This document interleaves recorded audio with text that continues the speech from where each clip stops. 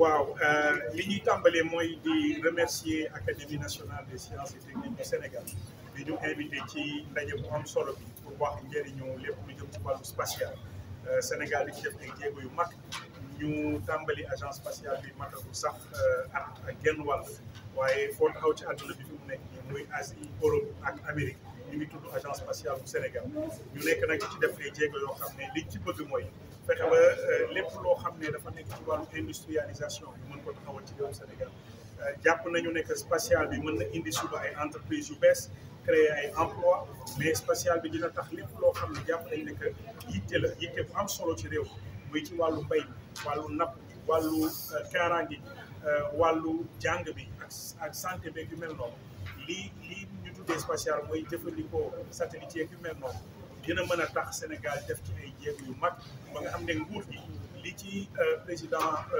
Bassirou Diomaye Diakhar Faye bëgg ci wàllu digitalisation ak wàllu procédure yu gaaw ak wàllu développement connectivité bi par fépp ci réewum Sénégal satellite dinañu mën a permettre ba ñu def ci ay jéego yu mag pour mën ko jàppale ci mission boobu donc taxawaayu agence bi loolu la fexe ba lépp lu jógee ci satellite yi mën a nekk njëriñ ci population bi waaye nekk jumtukaay boo xam ne état bi dina ko mën a utiliser pour remplir mission lu ñu mën a def tamit ba tax ba ñi nga xam ne ñoo ciy yëngu maanaam ñi ñuy wax compétence nit ñi ñu mën leen tàggat yu am solo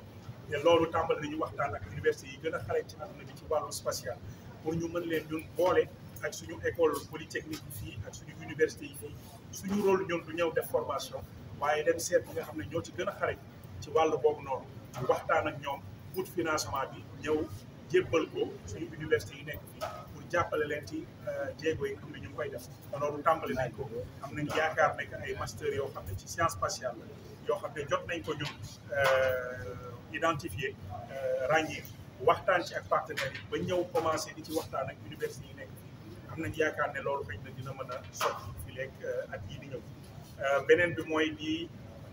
rafetlu master bi nga xam ne day yëngu ci wàllu géomatique nga xam ne université du Sine Saloum taxawal nañ ko ci programme bi ñu tuddee Sen Spatial muy wane rek nekk Sénégal bi ñu def ay jéego yu mag ci wàllu boobu ci formation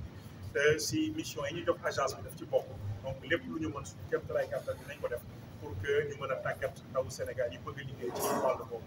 li ci des mooy xam nga boo bëggee tàggat tamit ay ndaw te joxoo leen fu ñu mën a liggéeyee ci wàllu boobu ci sa réew day tax ñu dem jàngi ko feneen te duñu dellu si ñun li ñu bëgg mooy lépp lu ñuy liggéey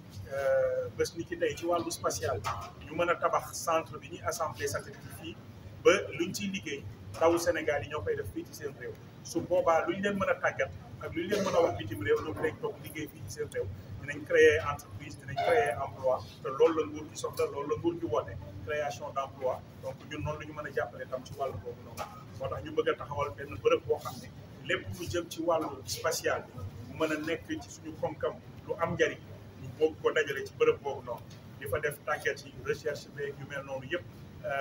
incubation yi yëpp ñu bëgg ko def ci bërëb boobu noonu donc ñu ngi nekk ci liggéey yooyu daal li am solo mooy fi léegi fukki at xam nañ bu baax fi ñu teg suñu tànk ci wàllu spatial li ñu bëgg mooy Sénégal nekk ci njiit bañ a nekk ci ginnaaw kenn waaye nekk ci njiit au moins ci Afrique de l'Ouest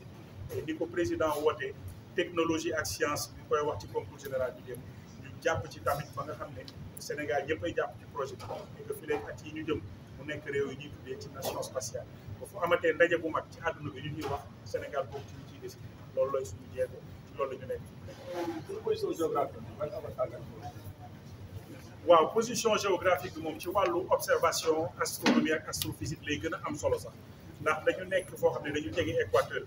ba guddi gi di nga mën a gis biddéew yi nga xamante ne ñi nekk au nord ñoo koy gis waaye ci même guddi gi di nga gis ay biddéew yoo xam ne ñi nekk au sud rek ñoo ko mënoon a gis donc loolu boo ko amee dañ ciy taxawal ay observatoire am nañ projet taxawal benn observatoire ci région de Kédougou boo xam ne dinañu permettre ñuy mën a def recherche astronomique ak astrophysique boobu adduna bi dañu laaj ay bërëb yoo xamante ne dañu fa mën def recherche yu mel noonu te Sénégal bu defee jéego ba loolu taxaw dina tax ñu nekk benn maanaam benn ëpp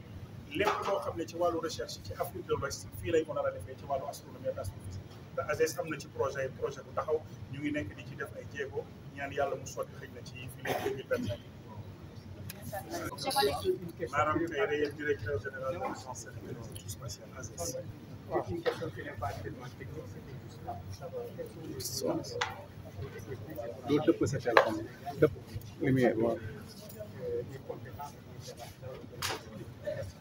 surtout au niveau de la formation, de la recherche, même de l'innovation. Alors, c'est une question qui est extrêmement importante et qui fait partie même des missions de l'ASES, c'est-à-dire d'aider au développement des ressources humaines et de pouvoir développer donc la montée en puissance de nos compétences dans le domaine du secteur spatial. Et dès le démarrage de l'activité, nous avons commencé à étudier la question avec des partenaires, donc des universités qui sont au niveau international et qui nous proposent aujourd'hui une série de formations, des masters dans les sciences et technologies spatiales. Et donc, nous n'avons pas hésité de les mettre en contact avec les écoles polytechniques et les universités sénégalaises. Et nous sommes en train de voir comment les accompagner pour que les prochaines rentrées, que ces établissements qui sont en train de discuter donc, avec les partenaires puissent en tout cas initialiser la mise en place de ces masters. Donc, on va aider vraiment le dispositif existant déjà à renforcer les compétences dans le domaine du spatial. Notre rôle n'est pas de faire de la formation, mais notre rôle c'est de faire monter en puissance les compétences déjà existantes en les mettant en rapport avec les meilleures universités dans le monde. Donc nous sommes en train de faire ce travail. Il y a des rencontres qui sont déjà en cours, des discussions qui sont en cours. Donc je pense que dans les rentrées prochaines, vous allez certainement entendre parler de ces démarches pour la mise en place de masters dans le domaine du spatial.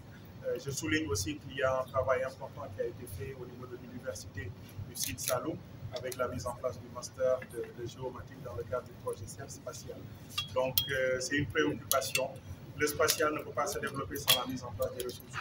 Il faut les infrastructures, mais il faut également les compétences et nous travaillons sur les deux axes de façon très urgente. Monsieur Gaël, tantôt dans votre exposé, vous avez dit revenir sur les prévisions de l'industrie spatiale pour l'Afrique, mais qu'en est-il pour le Sénégal par rapport au pays? Aujourd'hui, nous parlons d'industrie spatiale, d'économie spatiale pour le continent africain, parce que c'est quelque chose qui existe depuis très longtemps. Si vous avez des géants comme l'Afrique du Sud, le Nigeria, où les satellites sont lancés depuis très longtemps et qui sont utilisés pour générer des services, là, vous pouvez envisager de parler tout de suite d'une économie, d'une industrie. Le Sénégal est en train de mettre en place son agence spatiale, ça fait tout juste 1 an, donc c'est trop tôt pour parler d'industrie. Mais dans notre feuille de route, c'est la priorité que nous nous sommes fixés pour les 10 prochaines années. C'est-à-dire que non seulement que le Sénégal devienne une nation spatiale, mais que l'industrie soit au cœur aussi des efforts que nous allons fournir. Et c'est ça qui justifie tous les efforts que nous sommes en train de faire pour développer dans l'écosystème les startups qui vont booster l'innovation, qui vont aider à mettre en place ces solutions. C'est à partir de ces solutions qu'il faudra fabriquer peut-être des pièces qui vont faire appel donc à cet aspect industrialisation. Mais l'élément le plus fondamental, c'est la mise en place des infrastructures au sol. Nous allons entamer avec les partenaires la construction du centre d'assemblage, d'intégration et de test de microsatellites. Ce centre va permettre aux jeunes de travailler là-dessus, mais avec comme objectif au final que les pièces dont nous aurons besoin pour fabriquer ces microsatellites, les cartes électroniques, les pièces de rechange ou autres, que tout soit fabriqué ici au niveau du Sénégal. Et c'est comme ça qu'on développe l'industrie. Si nous développons maintenant l'industrie, bien entendu, à côté des services, nous pouvons espérer créer une économie. En Afrique, les projections parlent de 26 milliards de dollars d'économie autour du secteur spatial. Si nous arrivons à faire ce travail, le Sénégal peut, dans les 5 prochaines années, être leader en Afrique de l'Ouest, au moins dans ce secteur-là, et peut-être développer rapidement son industrie pour ce secteur. Vous avez également parlé d'espace palais. On peut savoir un peu ce que le Sénégal est. Alors, l'ambition que nous avons aujourd'hui, c'est qu'au Sénégal, que le spatial soit non seulement au cœur des préoccupations. Le chef de l'État, son Excellence Bassirou Diomaye Diakhar Faye, a manifesté très tôt sa vision pour la digitalisation des services, pour le développement des sciences et des technologies. Et notre accompagnement dans cette vision, ça va être de faire du Sénégal une nation spatiale, tout simplement. Si vous arrivez à faire cela, ça veut dire que tous les processus dont vous avez besoin sont déjà fonctionnels, digitalisés. Si vous arrivez à faire du pays une nation spatiale, ça veut dire que votre industrie fonctionne, ça veut dire que l'innovation fonctionne, ça veut dire que la recherche fonctionne. Et ce que nous voulons faire aujourd'hui, c'est qu'à l'image de la Silicon Valley aux États-Unis, qu'on arrive à trouver un endroit où l'activité spatiale sera concentrée qui porterait donc ce nom de Sénégal Space Valley. Bien entendu, c'est le président qui a la décision finale, mais nous ferons tous les efforts nécessaires pour que cet emplacement soit défini, que le projet se mette en place et qu'on commence à créer les secteurs puissent rejoindre cet emplacement et qu'on commence à créer une activité durable, pérenne pour le développement de ce secteur spatial. C'est comme ça, en mettant l'ensemble des acteurs autour d'un même pôle de développement, que nous parviendrons à les faire travailler ensemble de la façon la plus efficace et que nous pourrons intéresser également les investisseurs pour développer ce secteur stratégique qui est le spatial.